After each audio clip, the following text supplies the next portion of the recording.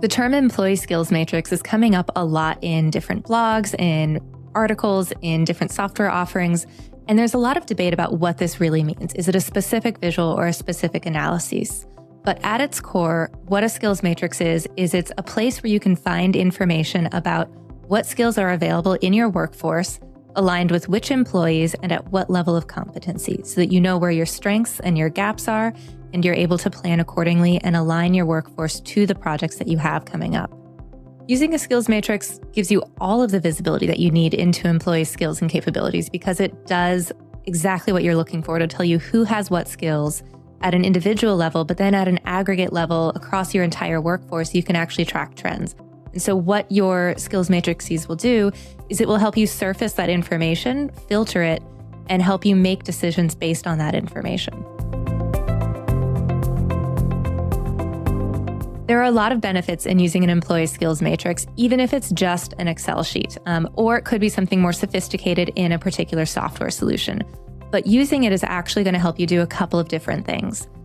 From the HR administrator's level, it's going to give you that bird's eye view into your skills within your workforce, which will help you decide what your strategy is around learning and development, skilling and upskilling, and help you actually align several different departments together to make sure that you have the skills that you need and you're cultivating the ones that you want.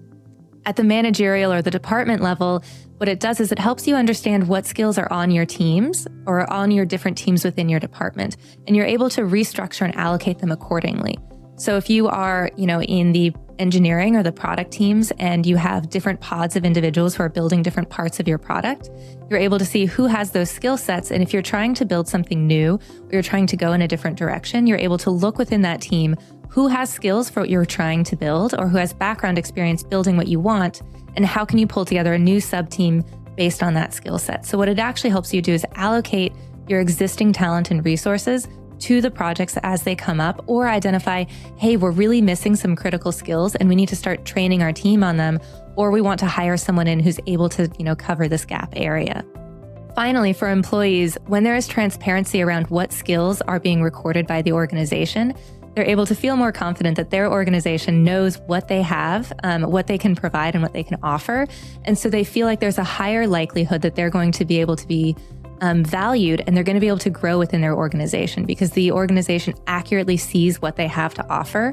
And if they know that based on those skills that are being recorded, they're being put into different opportunities, they're going to feel more confident that they have an opportunity for growth at that organization. So it can really drive engagement and productivity at the individual employee level as well. The components for an employee skills matrix is going to vary quite a bit depending on what the intended purpose is. Sometimes skills matrices are used within the applicant recruiting process, and sometimes they're used within your existing talent pool, your workforce, for strategic planning or resource allocation. And sometimes they're used by a department or a specific manager or a specific team. And so what's going to be within those is going to vary based on who's seeing the information. But at a baseline, it should at least include who is the individual, what is the skill that they have, or what skills do they have, and what is their level of competency. HR teams might also overlay a higher level where they're looking at, is this skill sparse or is it readily available within my organization? And so you might start seeing heat maps or color codes being assigned to it. You might also start wanting to pull in new information around what skills are we wanting that we aren't seeing within the organization. And so you might start wanting to include skills that are not actually within the population you're looking at, but skills that you want to see developed within that population too. There are a few things to consider when building out your skills matrix. The first one is, what is the purpose of your skills matrix? Is it going to be to look at new applicants? Is it going to be to plan for your workforce future? Is it going to be for your upskilling or reskilling strategy? Or is it really to allocate existing talent for existing projects today? Once you decide what it is that you want to accomplish with your skills matrix, you can start to determine what pieces of data you want to put into it. The second thing they're going to want to look at is, how do they want that information presented? Sometimes just putting it into an Excel sheet, if you're a really small organization, might work. But if you have over 50 employees or even hundreds of employees with the same similar sets of skills, then you're probably going to need something that is a little bit more sophisticated. You may also want to start looking at what type of visualizations do you want? Do you want a heat grid box chart? Do you want something that's more like a spider graph or a scatter plot? Knowing how you want to visualize the information so that you can take action on it or so that you can prepare it for presentations is also going to be really important. And then finally, you're going to want to think very seriously about who has access to this information in terms of viewing what is in the skills matrix, but also how is this information being collected and put into the skills matrix and then being updated? Are you relying on AI? Are you relying on employees? Are you relying on managers? Or a combination of those things, plus maybe some additional software? So those are some of the things you want to think about when you start building your skills matrix. What is the purpose of it? How do you want that information displayed, and to what level of granularity do you want to be able to break it down into? And then how are you going to gather that information and keep it up to date? Skills matrices are really valuable tools to apply across multiple different processes that HR teams are responsible for, including talent development and performance management.